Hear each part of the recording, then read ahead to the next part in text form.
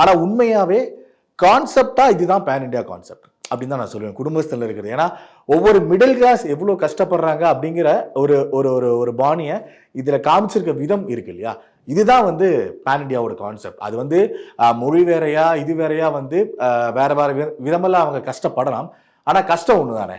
So அதனால தான் சொல்கிறேன், ஒரு பேன் இண்டியாவாக இந்த கான்செப்ட் வந்து சூப்பர். எஸ்பெஷலி தமிழ் ஆடியன்ஸுக்கு இது வந்து அவ்வளோ கனெக்ட் ஆகக்கூடிய படம் அப்படிங்கிறத நான் சொல்ல முடியும்.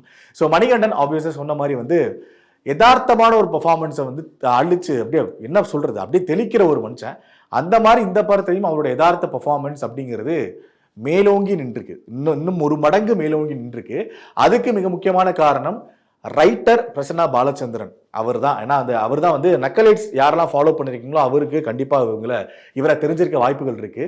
ஸோ அவரோட ரைட்டிங் அண்ட் இதை கரெக்டாக எக்ஸிக்யூட் பண்ண டைரக்டர் ராஜேஸ்வர், அவரும் நக்கலைட்ஸ் சேர்ந்தவர் தான். நக்கலைட்ஸ் டீம் தான் கம்ப்ளீட்டாக ஒர்க் பண்ணியிருக்காங்க.